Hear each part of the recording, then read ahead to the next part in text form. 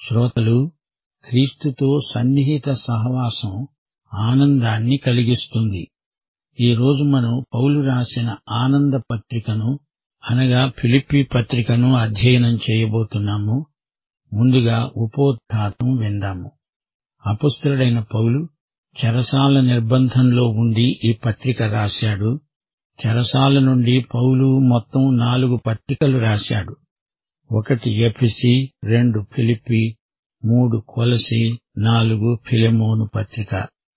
ఫిలిప్పీ పత్రిక వీటన్నిటిలో చిన్న పత్రిక. ఫిలిప్పీ ఐరోపాలోని ఒక నగరం. అక్కడ విశ్వాసులను ఉద్దేశించి పౌలు ఈ పత్రిక రాశాడు. ఫిలిప్పీ సంఘంతో పౌలుకు ఎంతో సన్నిహిత సంబంధం ఉంది. పౌలు ఫిలిప్పీలోని సంఘాన్ని ఎంతో ప్రేమించాడు. అలాగే ఫిలిప్పీ సంఘస్థులు పౌలును చాలా ప్రేమించారు. ఈ సంగతి ఈ పత్రికలోని ప్రతి మాటలో ఇట్టే వ్యక్తమవుతుంది. విశ్వాసులు ఆధ్యాత్మికంగా ఏ అంతస్తులో ఉన్నారో దానికి అనుగుణంగా ఈ పత్రికా సందేశం రూపొందించబడింది. దేవుడు నిర్దేశించిన నైతిక ఆధ్యాత్మిక ప్రమాణం మేరకు మనం జీవించాలని దేవుని చిత్తం. పౌలు తన 2వ సౌవార్తిక యాత్రలో ఫిలిప్పీ నగరాన్ని సందర్శించాడు. పౌలు, బర్నబా కలిసి గలతీ ప్రాంతాలకు మొదటిసారి సువార్త యాత్ర చేశారు. అక్కడ వారికి ఎన్నో శ్రమలు కలిగాయి. అయినా వారు నమ్మకమైన సేవ చేశారు. ఎన్నో సంఘాలు స్థాపించారు. 2వ సువార్త యాత్రలో ఆ సంఘాలను మళ్లీ దర్శించాలని పౌలు ఆశించాడు. ఈసారి బర్నబాను తనతో తీసుకువెళ్లగోరాడు. అయితే బర్నబా తన మేనల్లుండి కూడా తీసుకువెళ్దామన్నాడు. బర్నబా మేనల్లుడు ఎవరనుకున్నారు? యోహాను మార్కు. ఈ మార్కు మొదటి సువార్త యాత్రలో తమతో ఉన్నవాడే. యోహాను మార్కు అనే ఈ యువకుడు యాత్రామధ్యంలో తమను విడిచి ఇంటికి వెళ్లిపోయాడు. చిన్నాసియా తీరాన వారు ప్రయాణిస్తూ ఉండగా ఇది జరిగింది. రెండోసారి ఈ యువకుణ్ణి యోహాను మార్కును తీసుకెళ్లడం పౌలుకు ఇష్టం లేదు. ఈ విషయంలో పౌలుకు బర్నబాకు అభిప్రాయ భేదం వచ్చింది. బర్నబా తన మేనల్లుడైన యోహాను మార్కుతో మరో దిక్కుకు వెళ్లిపోయాడు. పౌలేమో శీలను వెంటబెట్టుకుని గలతీ ప్రాంతాలకు వెళ్లాడు. మొదటి సౌవార్తిక యాత్రలో తాను స్థాపించిన సంఘాలను సందర్శిస్తున్నాడు పౌలు. శీల కూడా పౌలుతో ఉన్నాడు. పౌలు తన సువార్త సేవను విస్తృతపరచాలనే ఉద్దేశ్యంతో ఉన్నాడు. ఆ ప్రాంతంలో ఎక్కువ జనాభా ఉంది. అవి ఎక్కువ నాగరికత కల స్థలాలు. గ్రీకు సంస్కృతి, గ్రీకు సభ్యత ఆ ప్రాంతాలలో వేరూనింది. వైద్యుడైన లూకా ఈ వివరాలను గ్రంథస్థం చేశాడు. పౌలు దక్షిణాసియాకు వెళ్లాలనే కోరిక గలవాడై ఆసియా రాష్ట్రాలలో పర్యటన ప్రారంభించాడు. ఆ ప్రాంతాలలో ఎఫెసు మహానగరం. దక్షిణాదికి వెళ్లాలంటే దేవుని ఆత్మ వద్దంటున్నాడు. అందుచేత ఉత్తరాది దిశగా పౌలు తన ప్రయాణం కొనసాగించాడు. టర్కీ ఉత్తరాది దేశం. అపొస్తలుల కార్యములు 16వ అధ్యాయం 7వ వచనమంటోంది. బితూనియకు వెళ్లడానికి ప్రయత్నించారు గాని యేసు ఆత్మ వారిని వెళ్లనివ్వలేదు. పౌలు దక్షిణానికి వెళ్లలేదు, ఉత్తరానికి కూడా వెళ్లలేకపోయాడు. తూర్పు నుంచే కదా తాను వచ్చాడు. అందుచేత పడమటి దిశగా పౌలు త్రోయ వరకు వెళ్లాడు. అదే చిట్ట చివరి బిందువు. త్రోయకు పడవ ప్రయాణం చేయవలసి వచ్చింది. దేవుని అనుమతి కోసం పౌలు ప్రార్థనలో కనిపెట్టాడు. చూచారా శ్రోతలు, మనం కూడా అనేకసార్లు ఇలాంటి సందిగ్ధంలో చిక్కుకుంటాము. వెంటనే వెళ్లిపోదామనిపిస్తుంది గాని ప్రభువు వెళ్లనివ్వడు. ప్రభువు సన్నిధిలో కనిపెట్టే క్రమశిక్షణ మనకు అవసరమవుతుంది. ఏం చెయ్యాలి, ఎటువైపు వెళ్లాలి, ఏమీ తోచని పరిస్థితి. ప్రభువు నడిపించే దిశగా నీవు నడవాలి, అంతే. దేవుని నడుపుదల నీ ఇష్టం కాదు, ఆయన ఇష్టం. త్రోయలో పౌలు కనిపెట్టాడు. త్రోయ అంటే ఇప్పుడది ట్రాయ్ అని పిలువబడుతుంది. దేవుని ఆజ్ఞ కోసం నిరీక్షిస్తున్నాడు. ఎట్టకేలకు దేవుని ఆజ్ఞ రానే వచ్చింది. మాసిదోనియా మనిషి ఒకడు పౌలుకు దర్శనంలో కనిపించాడు. అపొస్తలుల కార్యములు 16వ అధ్యాయం 9-10 వచనాలలో పౌలు యాత్రా వివరాలు పేర్కొనబడ్డాయి. అప్పుడు మాసిదోనియ దేశస్థుడొకడు నిలిచి, నీవు మాసిదోనియకు వచ్చి మాకు సహాయము చేయమని తనను వేడుకుంటున్నట్లు రాత్రివేళ పౌలునకు దర్శనం కలిగింది. అతనికి ఆ దర్శనం కలిగినప్పుడు వారికి సువార్త ప్రకటించడానికి దేవుడు మమ్ములను పిలిచి ఉన్నాడని మేము నిశ్చయించుకొని వెంటనే మాసిదోనియకు వెళ్లడానికి యత్నం చేశాం. పౌలు, సీల ఒక పడవెక్కారు. ఈ విధంగా ఐరోపా ఖండంలో పౌలు అడుగుపెట్టాడు. ఐరోపా ఖండంలోకి సువార్త చొరవ చేసుకొని వెళ్లడం గమనించారా? ఇది దేవుని ఏర్పాటు. ఆ ప్రాంతాలలో అనాగరికులైన ప్రజలు సువార్త వినగలిగారు. సువార్త వారిని, వారి జీవిత విధానాన్ని పూర్తిగా మార్చివేసింది. నేటి ఐరోపా నాగరికతకు మూలమేదో గ్రహించారా? అది సువార్త, దేవుని వాక్యం. ఈ విధంగా పౌలు ఐరోపా ఖండానికి సువార్తను తీసుకెళ్లాడు. పొలిమేరలు దాటాడు. అక్కడి ప్రజలలో సువార్త బీజాలు నాటాడు. ఐరోపా ఖండంలో పౌలు మొదటి మజిలీ ఫిలిప్పీ పట్టణం.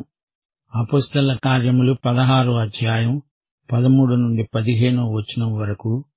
విశ్రాంతి దినమున గవిని దాటి నదీ తీరమున ప్రార్థన జరుగుతుంది అనుకొని అక్కడికి వచ్చి కూర్చుండి కూడి వచ్చిన స్త్రీలతో మాట్లాడుతున్నాము.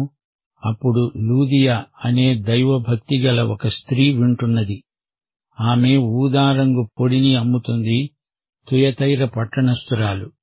ప్రభువు ఆమె హృదయము తెరిచాడు గనుక పౌలు చెప్పిన మాటల యందు లక్ష్యముంచింది.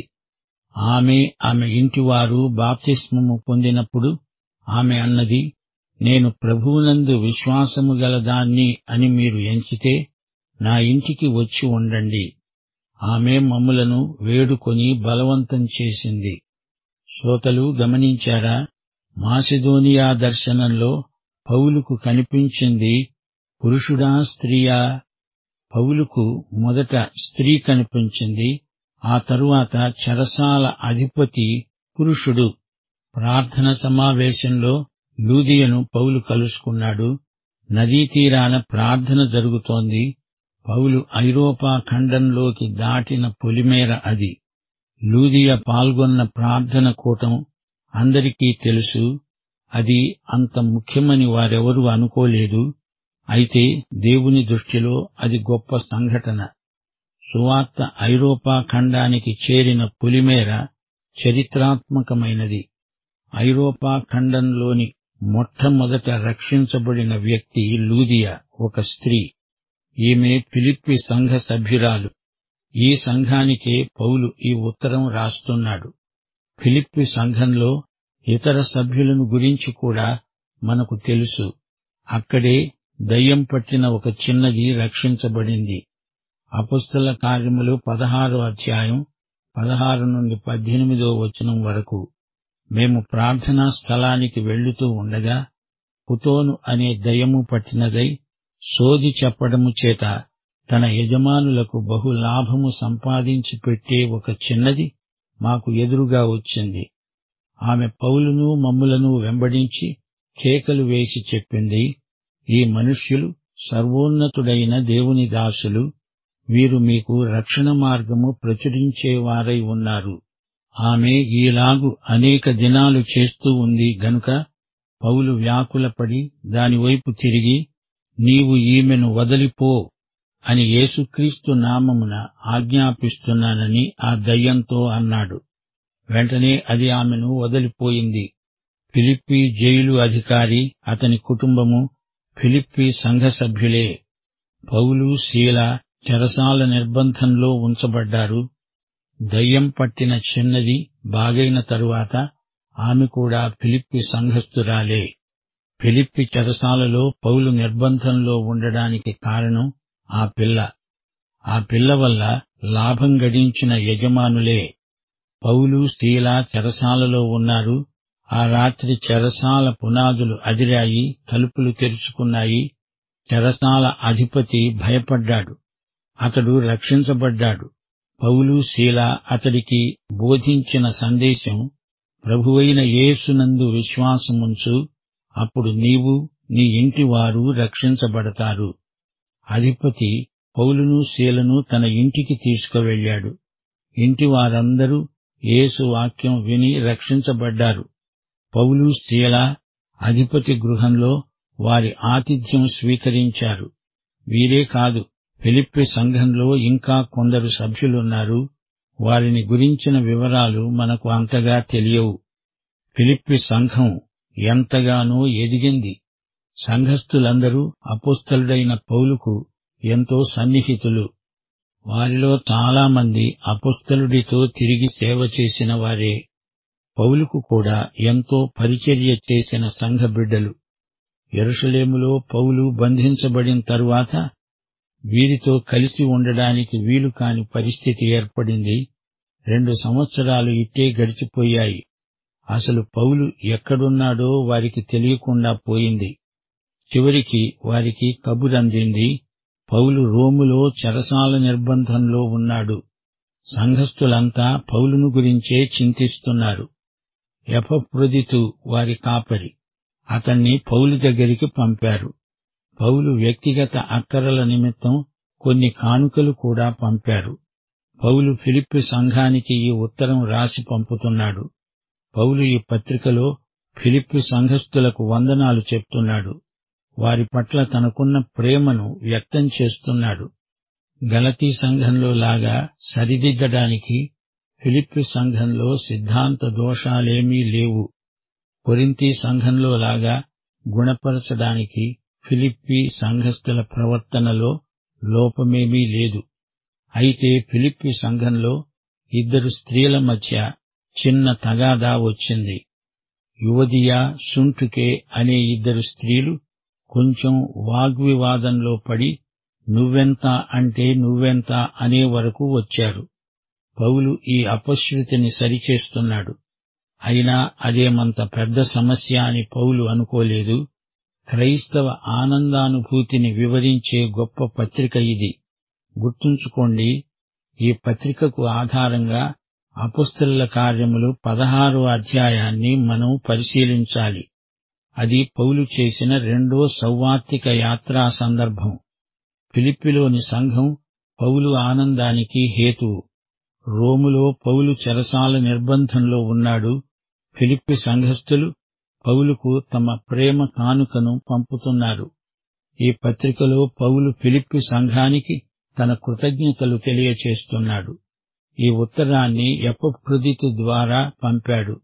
ఎపఫ్రొదితు ఈ ఉత్తరాన్ని, ఈ ఆనంద పత్రికను సంఘానికి వినిపించాడు. సంఘంలో సమైక్యత ప్రవర్తిల్లాలని, విశ్వాసులందరూ కలిసికట్టుగా పనిచేయాలని పౌలు ప్రబోధిస్తున్నాడు. ఈ పత్రిక కేంద్రంలో యేసు ఉన్నాడు.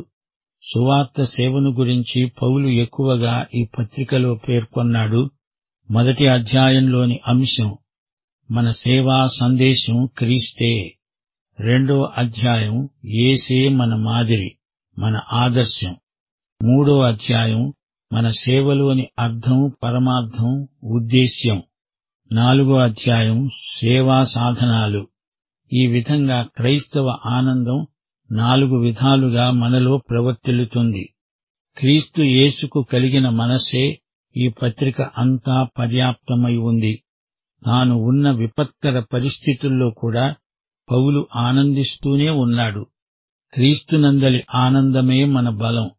ఇదే మాట నెహెమ్యా గ్రంథం 8వ అధ్యాయం 10వ వచనం అంటోంది, యెహోవాయందు ఆనందించడము వలన మీరు బలమొందుతారు. ఈ పత్రికలో కొన్ని ఆణిముత్యాలున్నాయి. ఫిలిప్పి పత్రిక 1వ అధ్యాయం 21వ వచనం, నా మటుకైతే బ్రతకటమంటే క్రీస్తే. పౌలు బ్రతుకంతా క్రీస్తే. ఇది ఆయన అనటం కాదు, బ్రతికి చూపాడు. 1వ అధ్యాయంలోనే యేసుక్రీస్తును 18 సార్లు పేర్కొన్నాడు. క్రీస్తునందు తన జీవితంలో వివిధ అనుభూతులను పౌలు ఈ పత్రికలో వివరించాడు. పౌలుకు విశ్వాసులకు మధ్య ఈ సహవాసం ఎంతో అర్థవంతమైనది. నేను యేసుక్రీస్తు ఖైదీని అని చెప్పుకున్నాడు. రోమా 8:28 తాను ప్రతిపాదించిన సూత్రం సమస్తము తన మేలుకే సమకూడి జరిగింది. చెరసాలలో కూడా పౌలుకు బతకటమంటే క్రీస్తే, చావేమీ నష్టం కాదు. క్రీస్తే నీ జీవితమైనప్పుడు మరణం నీకు శత్రువు కాదు. ఇహలోక జీవితం ముగిశాక నీవు పరలోకంలో సదాకాలం నిత్యత్వంలో ఉండిపోతావు. ఇందులో నష్టమేముంది? క్రీస్తుతో శ్రమపడడం మన భాగ్యం. క్రీస్తునందు విశ్వాసులందరూ ఒకటై శత్రువును ఎదిరిస్తారు, అంతేకాని ఒకరినొకరు ఎదిరించరు. ఇక 2వ అధ్యాయంలో యేసు యొక్క తగ్గింపు మనస్తత్వం మనకు చూపబడింది. యేసు మనస్సు పరోపకారమే. యేసు నీలో కలిగించిన రక్షణను కొనసాగించుకునే బాధ్యత నీది. తిమోతి, ఎపఫ్రొదితు వీరిద్దరి సేవా దృక్పథం ఒకటే. పరోపకారార్థమై ఎంతో తెగించిన వ్యక్తులు వీరు. 3వ అధ్యాయంలో క్రీస్తునందలి ఆనందం ప్రస్తావించబడింది. పరిస్థితులను అధిగమించి ప్రభువునందు ఆనందించాలి. క్రీస్తు కోసం మనం ఇక్కడ ఏమి నష్టపోతామో అవి మనకు లాభకరంగా పరిణమిస్తాయి. వెనక ఉన్న వాటిని మరచి ముందున్న వాటి కొరకై వేగిరపడుతూ ఉన్నతమైన బహుమానము కొరకై పరిగెత్తుదాము. క్రీస్తు శిలువకు శత్రువులున్నారు. వీరి వైఖరిని చూచి పౌలుకు ఏడుపొచ్చింది. క్రీస్తు మనసు వీరికి లేదు. వీరు శిలువ శత్రువులు. ఫిలిప్పీ పత్రిక 3:20 పౌలు యేసు రెండో రాకడను గురించి ప్రబోధిస్తూ మన పౌరస్థితి పరలోకమందున్నది, అక్కడి నుండి ప్రభువైన యేసుక్రీస్తు అనే మన రక్షకుని రాకడ నిమిత్తమై కనిపెట్టుకొని ఉన్నాము అన్నాడు. మన దీన శరీరమును ప్రభువు తన మహిమగల శరీరమునకు సమరూపము గలదానిగా మారుస్తాడు అనే నిశ్చయత పౌలుకుంది, మనకు ఉంది. ఇక 4వ అధ్యాయంలో సంఘ సమైక్యత ఎంత అవసరమో పౌలు నొక్కి చెబుతున్నాడు. ప్రభువునందు స్థిరులై ఉండండి. సమాధానకర్తయైన దేవుని సమాధానము మనకుంది. దేవుడు క్రీస్తునందు మహిమలో మన ప్రతి అవసరము తీరుస్తాడు. ఎట్టి స్థితిలో ఉన్నా సంతృప్తి కలిగి ఉండాలి. నన్ను బలపరిచే వానియందే నేను సమస్తము చేయగలను. దేవుడు తన మహిమ చొప్పున క్రీస్తునందు మన ప్రతి అవసరము తీరుస్తాడు. శ్రోతలు వింటున్నారా?